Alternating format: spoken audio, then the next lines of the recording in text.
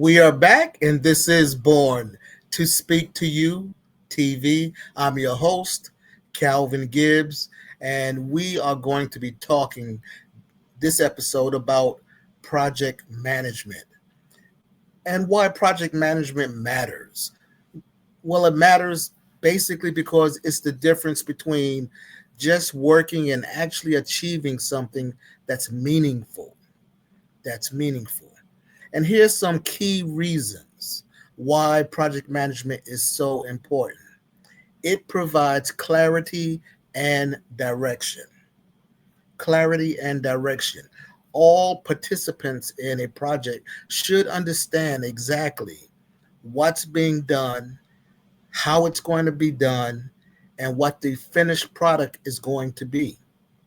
You can only do that if someone is intentional with clarity and giving direction.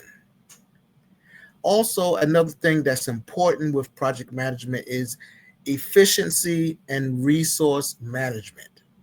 You have to know how to use time and money because and resources, which could be people, they're all limited.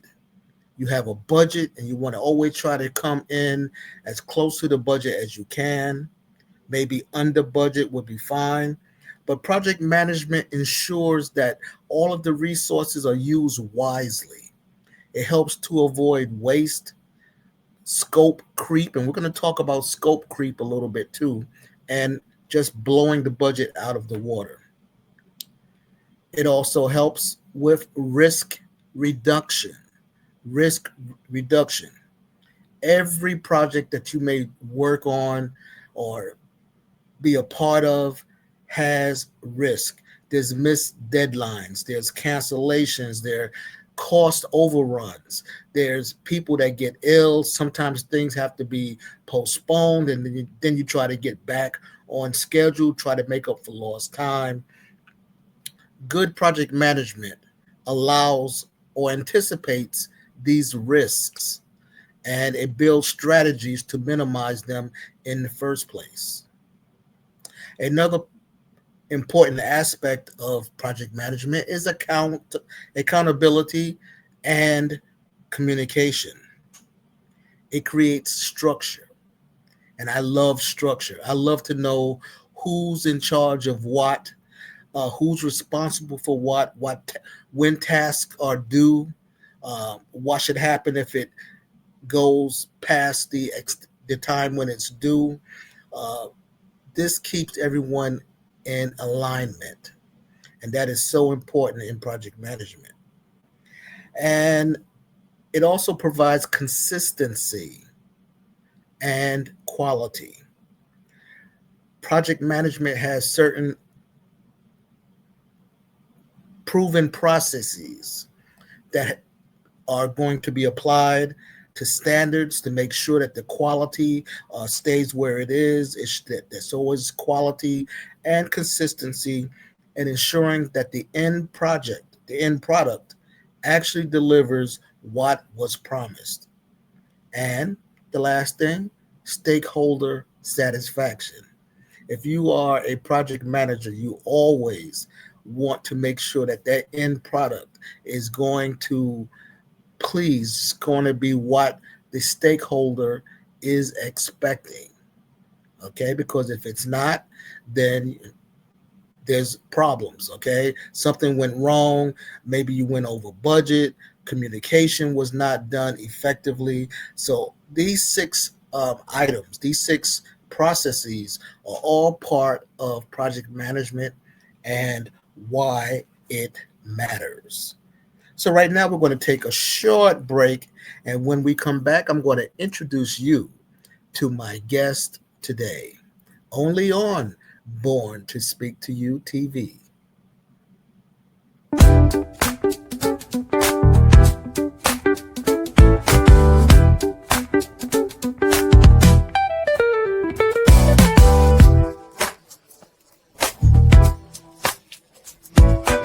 This is Calvin Gibbs with Born to Speak to You TV, and here's your Born to Rise tips. Sometimes the best things you can do is not think, not wonder, not imagine, don't obsess. Just breathe and have faith that everything will work out for the best. Oftentimes we make ourselves sick, worrying, obsessing, having anxiety about what's going to be. Just have faith that everything is going to come out okay. And usually it does. The things that you're worrying about have no merit in your life. They're there to confuse you, to make you feel weak, to make you feel inadequate.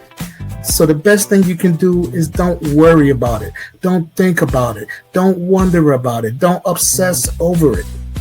Just have faith that everything will work out for the best. From the streets of Brooklyn, where stories grow wild, to the glow of the stage where the dream meets the child. A quiet flame, a hidden spark, drawn to the words that lit up the dark. And we are back. This is Born to Speak to You TV. I'm your host, Calvin Gibbs, and I am pleased, I'm so blessed to have my guest here with me today. I want to tell you just a little bit about her. Florence René exemplifies resilience, empowerment, and continuous growth. She has a 20-year career in the financial services industry. She's a seasoned professional with many passions, which includes technology, project management, reading, and writing. She has a master's in professional accounting, a BS in marketing, and a minor in women's studies. She's a certified project management professional, also known as a PMP. She's an Agile certified practitioner and an AWS certified cloud practitioner. Now, besides all of those professional things that she's into, she's also deeply committed to volunteerism and empowering others. Please welcome my guest for today, Florence René. Hey, Florence, how are you? I can't hear you right now. How's that? That is fine. How are you today? Doing great, Calvin. Thank you for having me. Thank you for being on the show. Let's jump right into it. You have a lot of very impressive background in project management. So I just want to ask you, how do you personally define project management? And in today's fast-paced world, why does it matter? I think project management matters because everything we touch, everything we use as individuals, families, even professionals, some project team was somewhere behind the curtain making it happen. So project management is about making things happen so that people, everyday people can actually use them. So you can think about like a vehicle, the chair that I'm sitting on, some project team had a hand in bringing this product to life at one point in time. Okay. So basically, it's a team of people working together to get from the beginning or an idea to Yeah, completion to finish right. a finished product. And I Exactly. know that in my other life in Toastmasters, I have been involved and led many projects. Now, Hmm. I'm not going to lie, in the beginning, I didn't know what I was doing as far as leading a team, but I have learned a lot of techniques and I have seen a lot of success leading teams because now I know about accountability, I know about communication, I know how to forecast into the future and use my resources very well. So, what drew you into project management? It's a long story, but the quick version is that I started selling. I was basically on the front lines selling branch management at Wells Fargo.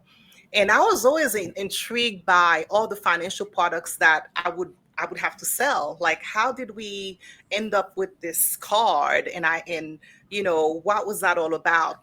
And that was when I realized that project managers weren't just limited to construction or super technical fields, that it could actually be part of a bank, for example. It could actually be part of a school, that it was broader than I initially thought. In my mind, especially coming up, I didn't have the exposure. So it really took me working, getting my first big girl job to really get that exposure. And once I understood what it was and I saw the benefit of it, I made sure to get the credentials and do what I had to do to make that jump from the front line, I guess you could say, to the background, if you Hmm. will. Yeah, that's great. You know, I have done or been involved in so many projects. I like to lead projects rather than be one of those team members that's only responsible for a part of it. Mhm. I like to be the one that has the forecasting and can call some shots in the project because I think that's where my leadership skills shine the best. And I Mhm. have some set steps that I take when I'm first starting a project. So, what can you share something that you might do as a first step when you start any project?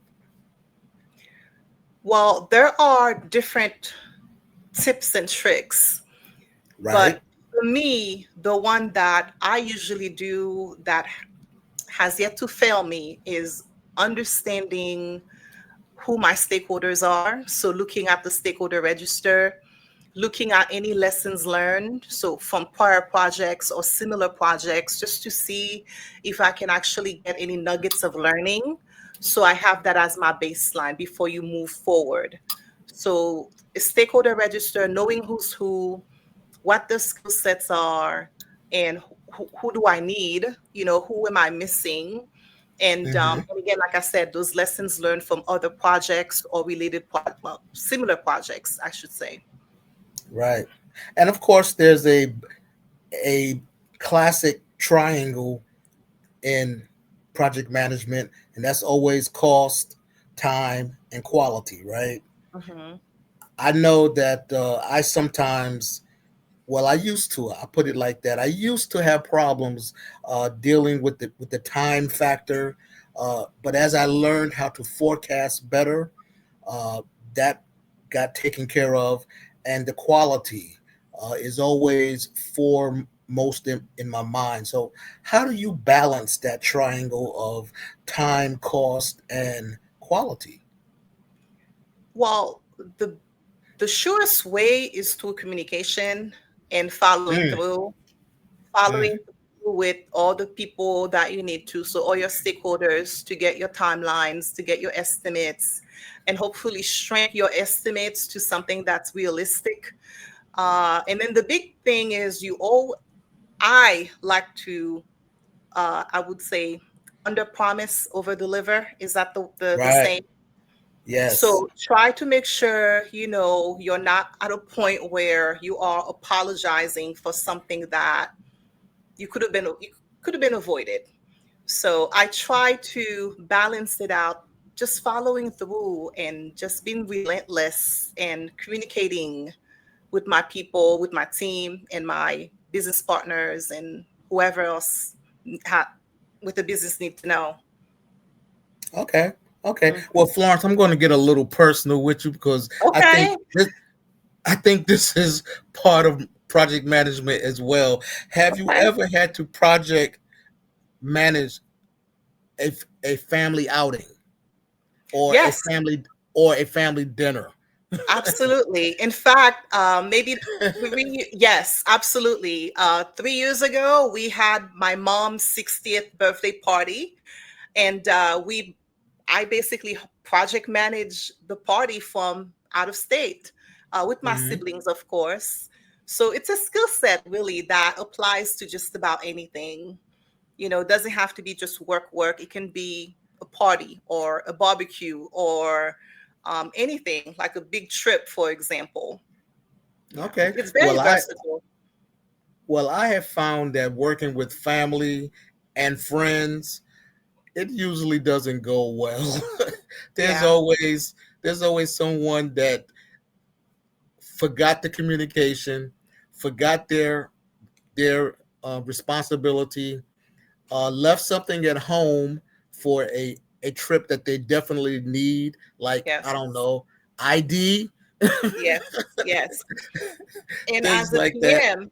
as a PM, you always want to have a backup plan. So for that party, because I had a couple siblings who were forgetful, I basically came out with printouts of the agenda for the event. Mhm. So even at work, you always want to have a backup plan, risk mitigation, basically. That's what it comes down to.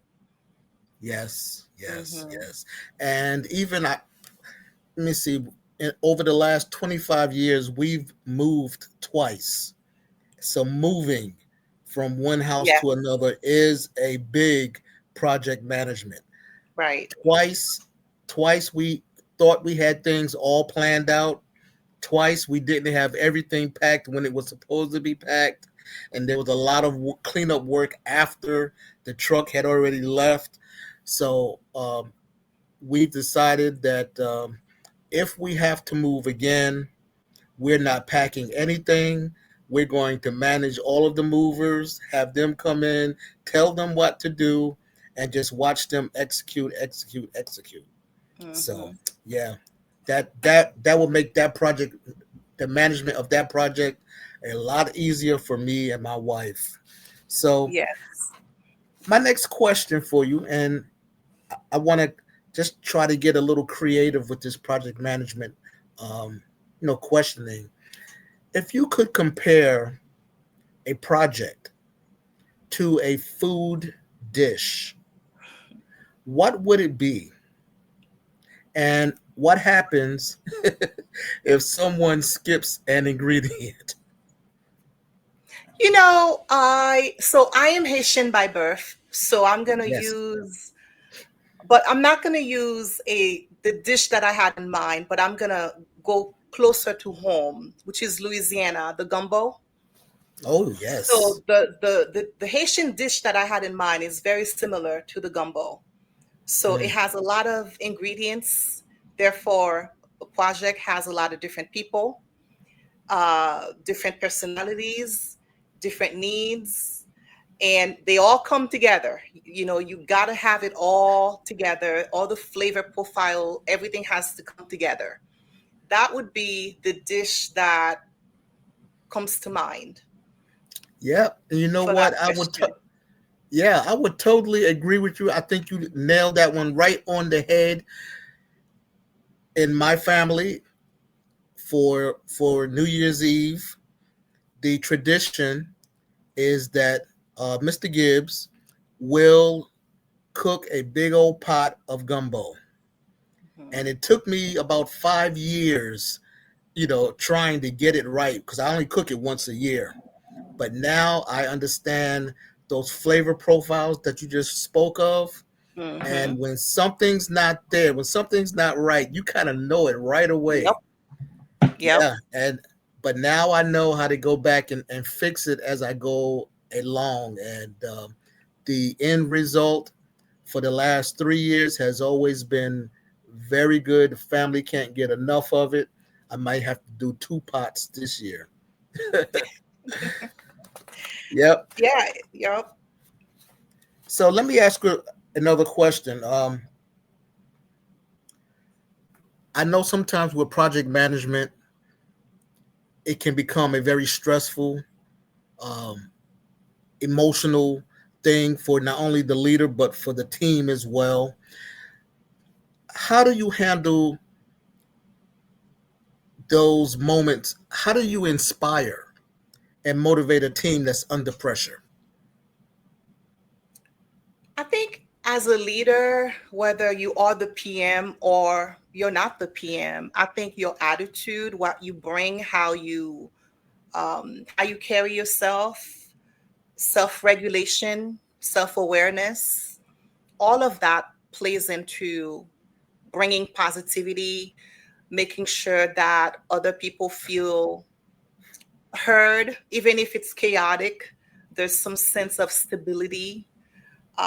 Even if inside you are going crazy, but Right. outside you just project that image of having it together. Of course, you have to be vulnerable because that's how people connect, right? So you can't be perfection 100%. You can't be after perfection 100%. But I think having emotional intelligence, like I said, that self regulation, that self awareness, and of course, communicating with the other people involved. It's not good to let them be in the dark too much. I think it's a matter of sharing what needs to be shared, and then the other stuff, you just kind of deal with it on a need to know basis. Uh, Okay. as a leader, you bring the weather, right? Right. So, and everybody else kind of like follow, and if you bring rain, then everybody gets wet. That's right. That's right. And also, if you try to bring a sunny day and it's raining in their lives or in that project, Yeah. then they're not going to buy it. So, Yes, it has to make sense. And that's where yeah. that self-awareness and also just communication come into Hmm. play, and just being honest about what's going on to the extent that you can, because not everything needs to be discussed, fully or with every single person if it doesn't apply to them especially. Right. And I found that as a leader, having empathy is a big part of that too, because there's been some times when things go wrong in people's lives, and this is in the middle of a big project, and I get it. Life happens, Yeah. and as a leader, of course, I want them to not be going through what they're going through, but they are, and I have to find a way to comfort them, put myself into their shoes, and help them. Hmm. If I can help them get past whatever's going on, maybe it's with an assistant, maybe it's taking the load off a little bit of them for a period of time. That empathy portion is very important too for leadership. Yes. And maybe not necessarily taking on the work myself, but also finding others who can help them.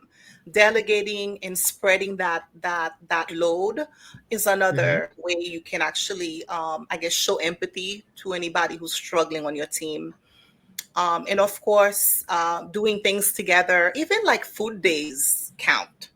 Bringing like a potluck, those kind Sure. of things, those team morale, Hmm. team building events, they Yeah. count. They count for something. Oh yeah, they do.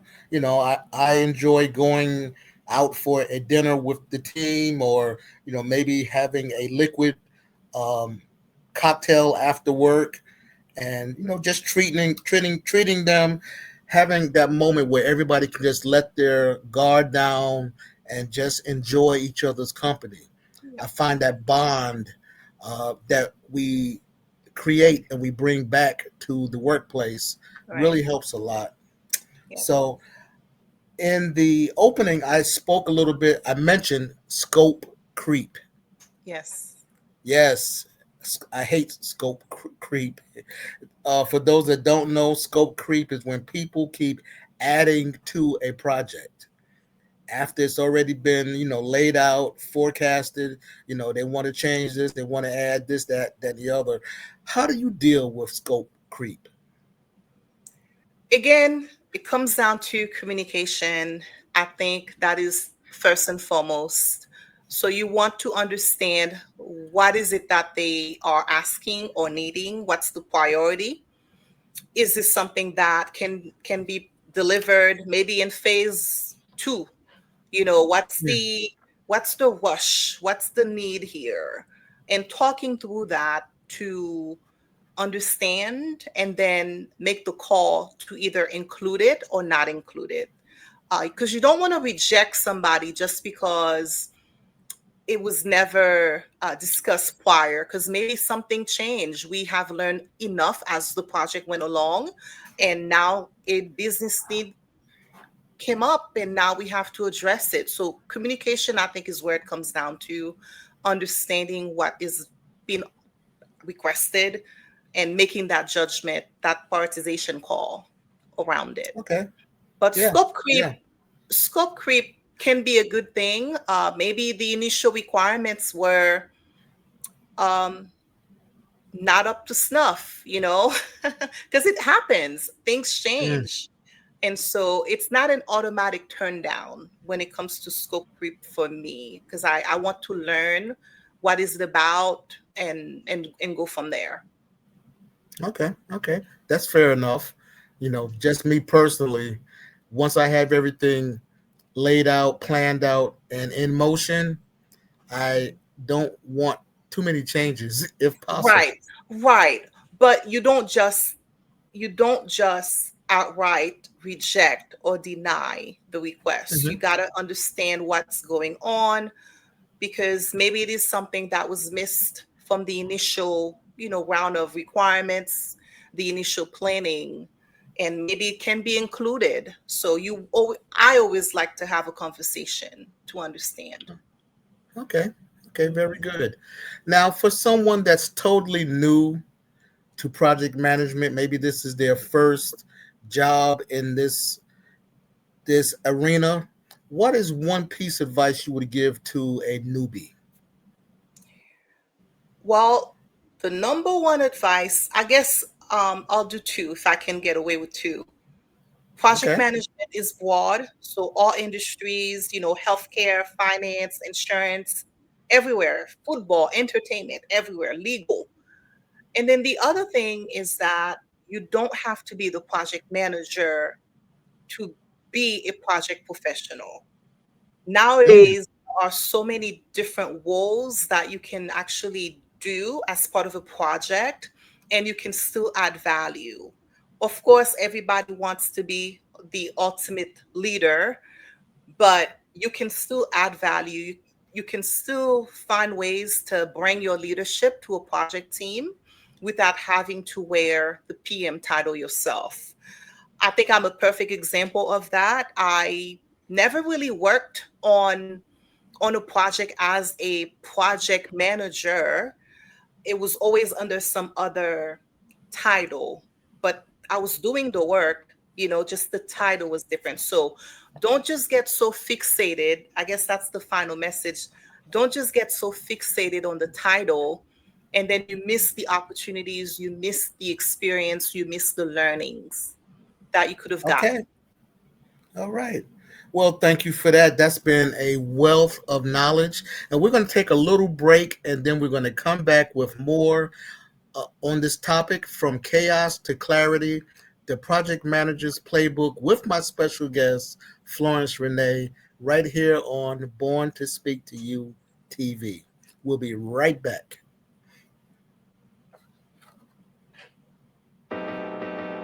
Welcome to Born to Speak to You TV, where we're speaking life into the moments that matter.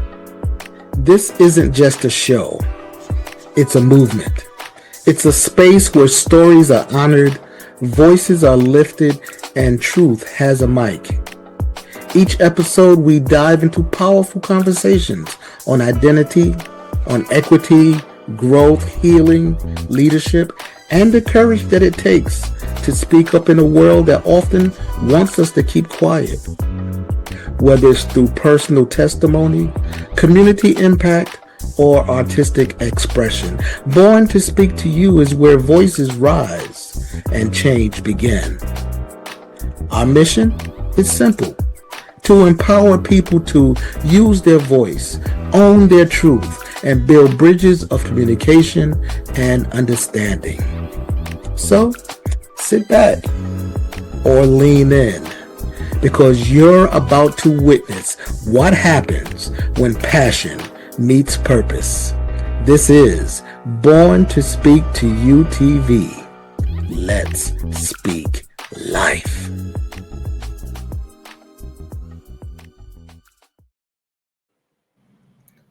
We are back. This is Born to Speak to You TV. I'm Calvin Gibbs, your host, and my guest today has been giving us so much information on project management. She's Florence René. This episode is called From Chaos to Clarity, the Project Manager's Playbook.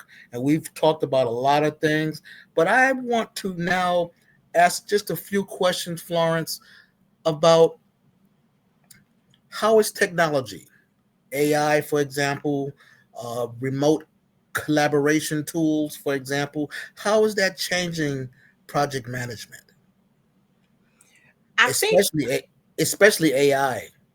yeah, I think the changes are inevitable. I think the changes are all around us. There's no hiding from them, right?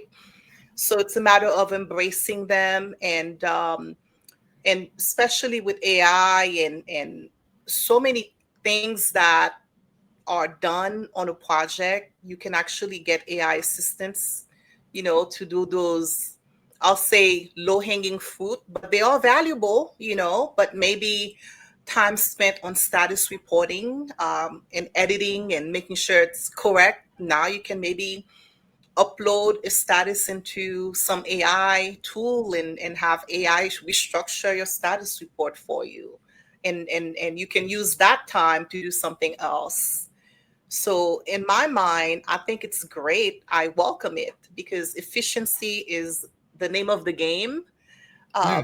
the bottom line, and anything that makes my life easier, if I can take advantage of it, I will. So I am team AI, team technology. In this day and age, you cannot escape it. You just have to embrace it. And if you don't have the knowledge or what have you, take some classes, Udemy classes, LinkedIn Hmm. Learning, or talk to somebody who's doing something in that space and get that one-on-one time. So there are so many ways you can actually upskill and get plugged in to AI and tech. Okay, and thank you for that. I'm glad that you mentioned, getting some additional education on certain things in AI. There's a lot of misconceptions about it, Yeah. and I think it helps everybody, no matter what industry you're in, to get some knowledge about it, see how it can make your life easier or not.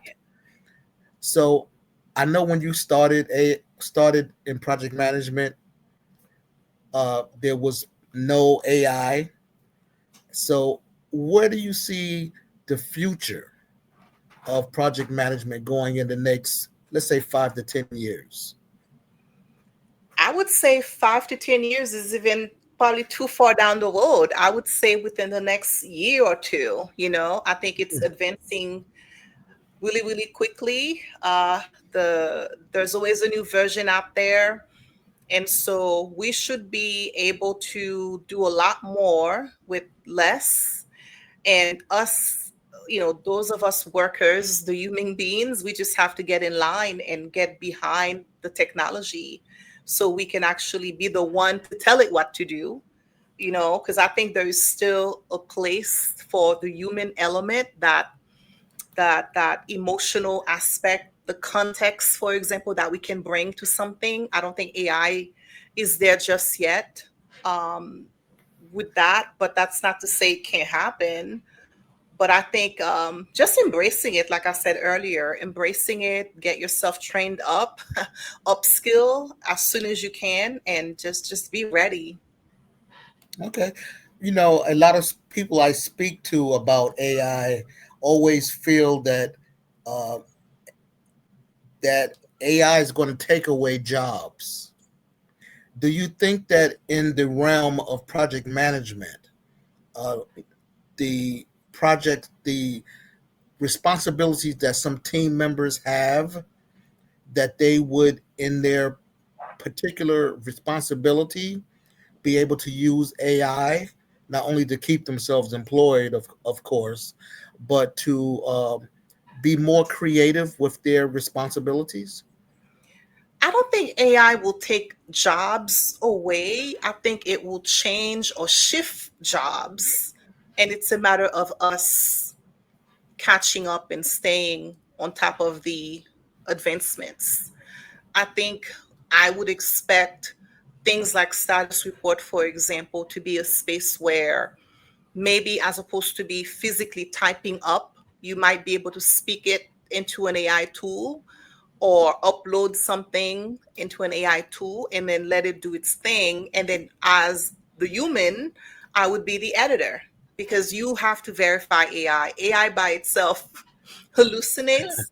So it needs that human eye and it needs that human EQ, skill that we have to make Sure. sure that the content of whatever it produces lands correctly with the stakeholders, whoever's going to read it. So I don't think AI takes job away. I think it just kind of shifts the way we work. And it's Okay. a matter of us just staying up with the time and just being that sponge and following the technology or leading the technology even in some Okay. cases. All right. Cool. And Florence, I know you have so much experience in this area. What would you like your legacy to be through your work as a project management? My legacy, that's a very good question. And I was going to leave it with a technical answer, but I'm going to say this. I am not my job. I can switch industries or change profession anytime. So my legacy is that wherever I was or whatever I was doing, I was kind, I was empowering others, and I contributed somehow to the bottom line. I did work that added value. That would be my legacy. Okay. Um, yeah, that would be my legacy. And of course, just an overall good human. I think that's really needed in at work. And so if I can be remembered along those lines, I think that's a win. Okay. I would agree with you. Totally agree with you. And my last question for you to for this episode would be, if our viewers could remember just one thing from this conversation that we've had, what would it be?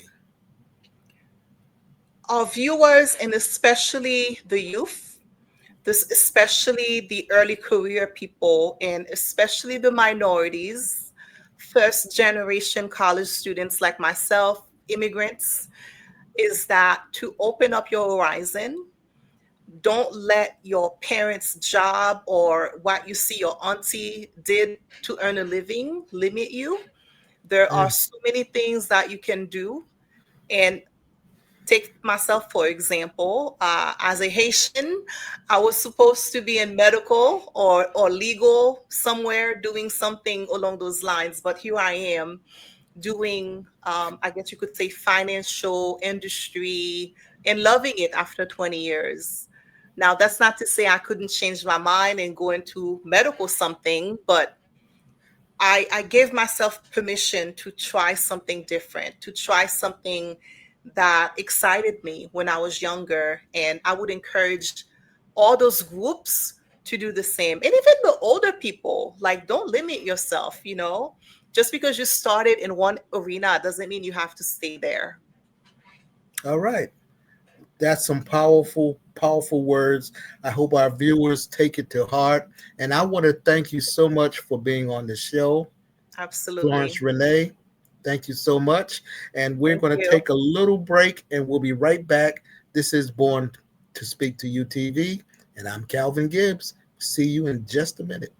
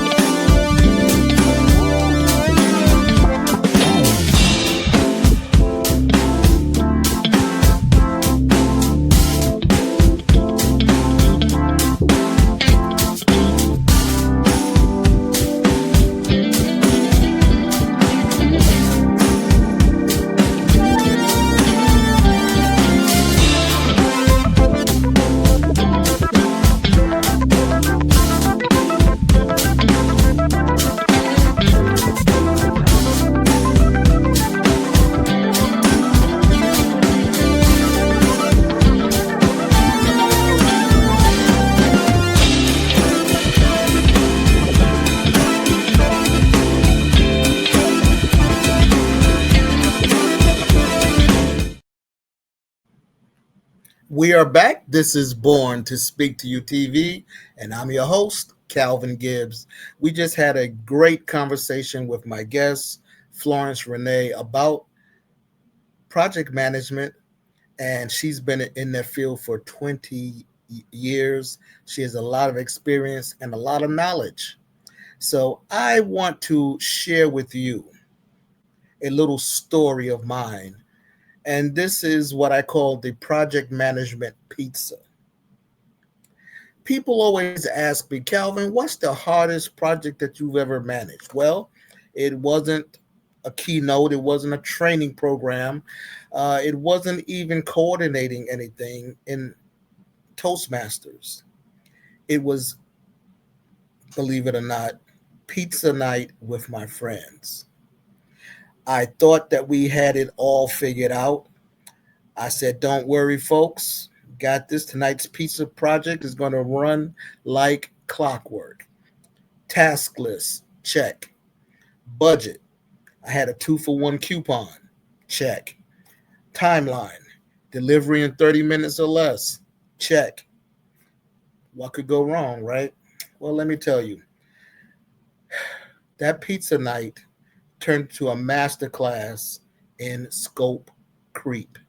We talked about scope creep earlier. It's when people keep adding onto the project. Well, one friend wanted pepperoni. Another friend wanted pineapple. Yes, pineapple on a pizza. I know some people like that. I'm not a fan of it. And then, of course, somebody else wanted gluten-free. Now, how are you going to get all of that into one pizza? So I said, okay, this is not really a pizza. It's going to be more like a hostage situation here. So I tried to manage it as well as I could. I said, okay, we're going to have half pepperoni. We're going to have half pineapple. And we're going to have a gluten-free corner of the pizza. So 30 minutes later, the delivery guy shows up and he looks kind of confused. He's holding a pizza box that looked like it had been through a war.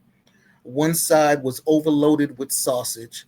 Another side suspiciously looked healthy. And that poor gluten-free corner was just kind of hanging on for dear life.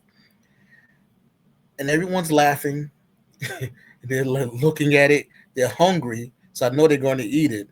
And I'm standing there like, ladies and gentlemen, this is what happens when you don't have clear requirements, because that's the truth. If you don't define the success in the beginning of a project, you'll end up with a pizza that nobody really wanted.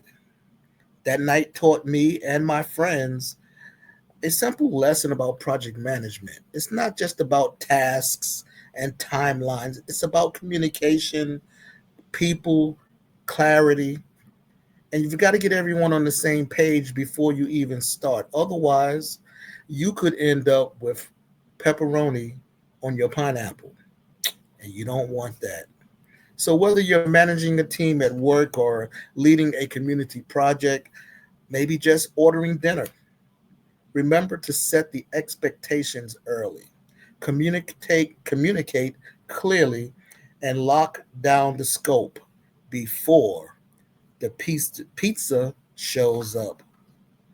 So think about your own projects. This is my challenge for all of the viewers. Think about your own project, work, family, community. What's your pizza, your pineapple on pizza moment? What is your pineapple on pizza moment? That unexpected twist that throws everything off. Share it, reflect it, and most importantly, learn from it. What I want you to do is send me some notes on social media. We are in our, our hosting company is Diamond Factor Network Broadcast Studios. You can send a message to me there. We have a LinkedIn page, Born to Speak to You. We also have a Facebook page, Born to Speak to You. And you can leave notes there. Tell us what worked, what didn't work. Some things we that we could do better, we'd like to hear from you at born to speak to you at gmail.com. You can send me an email even. And just remember that the best project managers don't just deliver, they deliver with clarity. And in our next episode of A Born to Speak to You TV, man, we have a totally fantastic guest. We have a guest, I'm not even going to tell you her name at this point, but I'm going to tell you that she is not a traditional art therapist, but she has extensive experience using art as a means of helping individuals communicate their feelings. Yes, yes. Art that helps you communicate your feelings. And this is going to be on the next episode of Born to Speak to You TV. I want to thank you all for joining. And also, we do have one more commercial, and we'll be right back after this to wrap it all up on Born to Speak to You TV. Stay tuned.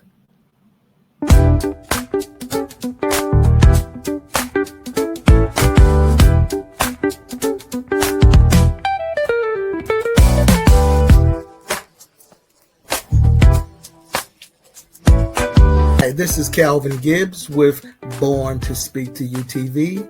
Here is your Born to Rise tip. Never quit. If you stumble, just get back up. What happened yesterday no longer matters because today is another day. So get back on track and move closer to your dreams and your goals. You can do this. You got this, but you cannot quit. When you quit, things fall through the cracks. Sometimes it's hard to get going again. So if you stumble, and we all do, just get back up. What happens yesterday, let it stay where it is in the past. It doesn't matter. Today is another day. And get back on track.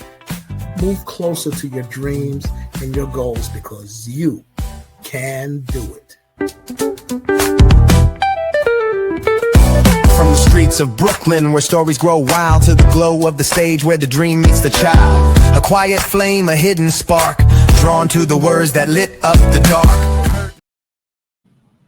And we are back. This is Born to Speak to You TV, and I'm your host, Calvin Gibbs. What a fantastic episode we've had today. My guest was Florence René, and if you want to connect with Florence on social media, her LinkedIn is linkedin.com/n/Florence René. That's FLORENCE.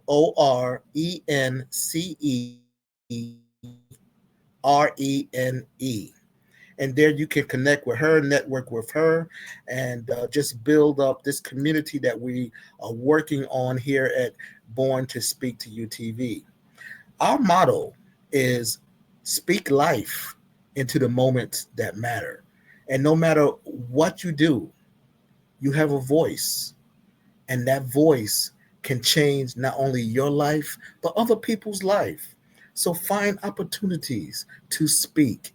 If you're a project manager, there's plenty of opportunities to speak to people on your team, stakeholders, different other resources you may have to call into your project.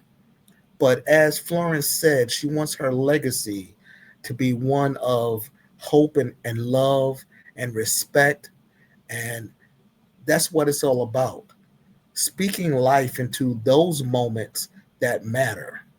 When the team is stressed out and under pressure, when you're the project manager, you're the PM, and you have to find a way to talk people off the ledge, if you will. That's the time that you get a chance to speak life into those moments, because at that moment, those words matter. Those words can help them get back on track. Those words can help them just breathe and maybe even get creative to find a solution to a ongoing problem that may be going on with the project. And you can do this by just being mindful, by being polite, by communicating, by using your voice. Your voice is your superpower. But the main thing to do is make sure you use clarity, make sure you use precise communication, and that you always speak in the positive.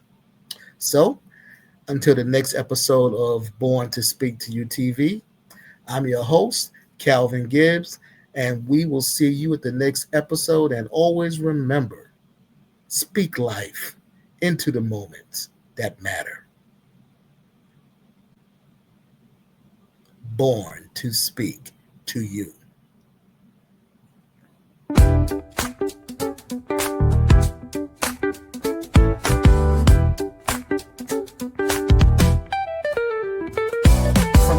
Of Brooklyn, where stories grow wild, to the glow of the stage where the dream meets the child. A quiet flame, a hidden spark, drawn to the words that lit up the dark.